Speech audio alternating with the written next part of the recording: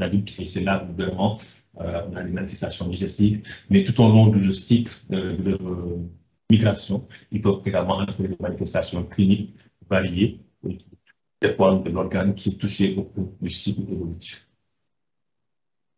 Alors, si on donne l'exemple de l'ascaris, vous avez donc ici un cycle qui est très complexe.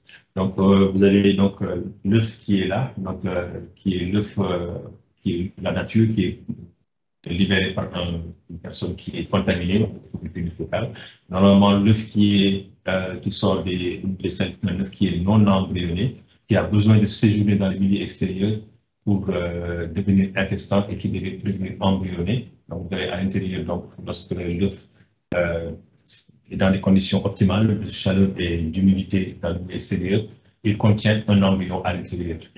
Et lorsque cet œuf est avalé par l'enfant, donc l'œuf va tomber, donc va être avalé, donc va arriver au niveau du tube digestif, hein, donc c'est le niveau 3. Donc à ce niveau-là, donc la coque va être dissoute, la larve va sortir, et cette larve va traverser le tube digestif, donc notamment l'intestin grêle, pour migrer jusqu'au niveau du foie.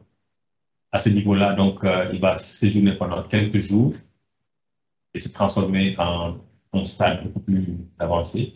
Et au bout de quelques jours, il va également, par extraction, traverser le foie et arriver au niveau du poumon.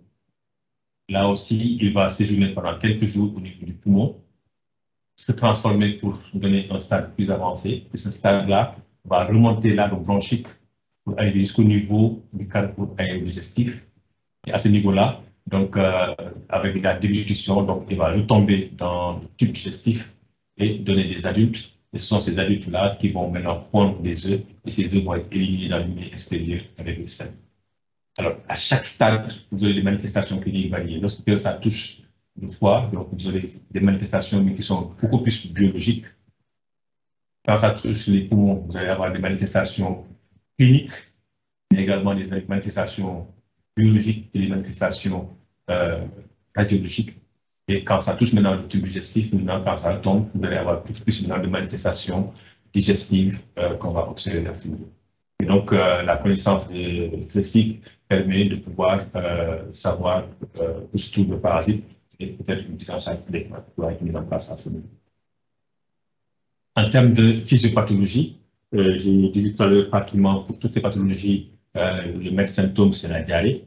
Dans certains cas, donc, ça crée carrément un syndrome dysentérique. Et ce syndrome dysentérique donc, est dû à la virulence de la souche qui va acquérir des compétences particulières. Donc, ils vont pouvoir produire des enzymes particulières, donc des protéines, notamment une lectine qui permet de pouvoir, de pouvoir s'accoler à la sous-muqueuse. Donc, ça donne un pouvoir d'adhérence aux ankyloscytes. Ensuite, il va y avoir la production d'autres enzymes telles que les peptides, donc qui vont provoquer la perforation de la cellule, de la membrane cellulaire, donc permettre donc au paradis de pouvoir accéder à la sous-muqueuse. Vous allez avoir également des protéases qui vont dégrader complètement donc, ces cellules-là avec un pouvoir nécrosant et créer carrément un abcès. Et donc ceci va aboutir à un syndrome inflammatoire au niveau local, avec l'érosion des capillaires sanguins. Donc ça va permettre donc, au paradis d'être accéder au système circulatoire et d'être disséminé dans d'autres organes.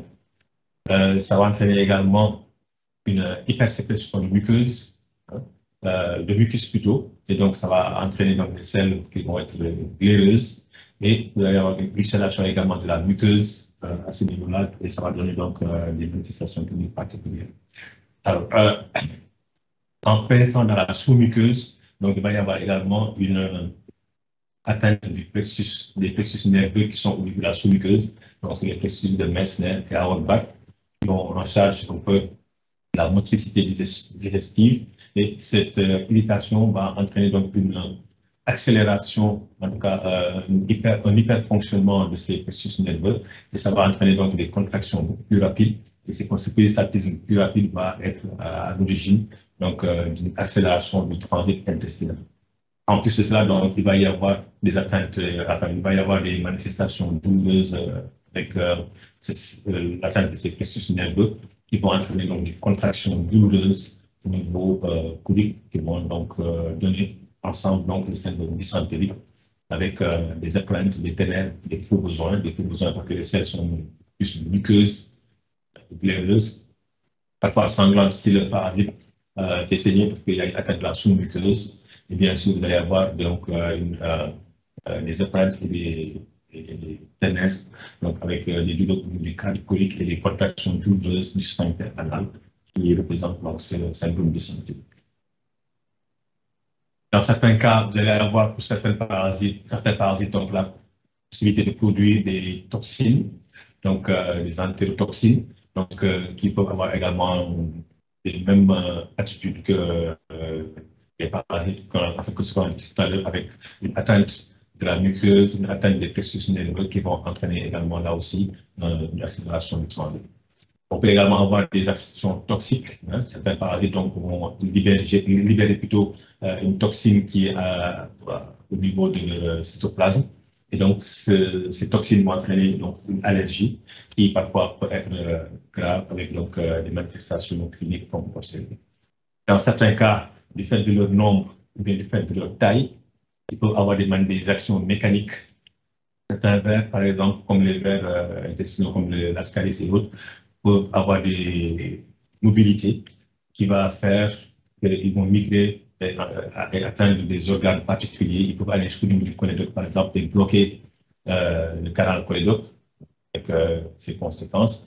Ils peuvent également entraîner des phénomènes d'occlusion intestinale lorsqu'ils sont en grand nombre, on en a parlé tout à l'heure, et parfois même si c'est des céstodes larvaires, ils peuvent avoir la taille d'une orange et bloquer carrément le canal cholédoque pour entraîner une spiromégalie, une hépatomégalie par exemple, qui peut avoir des complications. Des actions traumatiques peuvent être observées, notamment pour l'oxyurose. Tout à l'heure, on a parlé de morsure au niveau de la marge anale. Et là aussi, donc, ça crée donc, un traumatisme qui va irriter la muqueuse, qui va la fragiliser et qui va entraîner des lésions de plaquage. Certains parasites vont présenter au niveau de leur surface des bactéries qui vont transporter au cours de leur migration et ces germes vont être responsables de surinfection des organes qui sont touchés et ça peut entraîner donc soit des appendicites ou bien des abcès au niveau du foie, au niveau du pancréas, de certains autres organes qui peuvent être touchés. Et enfin, on peut observer également une destruction totale de la muqueuse de l'intestin, et ça, c'est souvent les parasites qui sont intracellulaires qui peuvent pénétrer dans la cellule pour complètement détruire cette muqueuse et cette produit en brosse, et ça va entraîner donc des problèmes dans l'absorption et le Prespa syndrome va être donc le syndrome de malabsorption avec des graisses, des selles qui sont graisseuses, donc du stéatoré, qu'on peut observer très souvent dans ces cas. L'autre élément qui est important et qui est de plus en plus maintenant étudié, c'est les microbiotes intestinales. Donc, on sait très bien que donc, la muqueuse intestinale, il y a un microbiote avec beaucoup de bactéries, beaucoup de champignons qui sont là et qui jouent un rôle important dans la digestion. Donc, c'est des milliards et des milliards de bactéries. Et le fait de mettre en place des antibiothérapies prolongées ou non justifiées vont entraîner une destruction complète de ces microbiotes intestinales.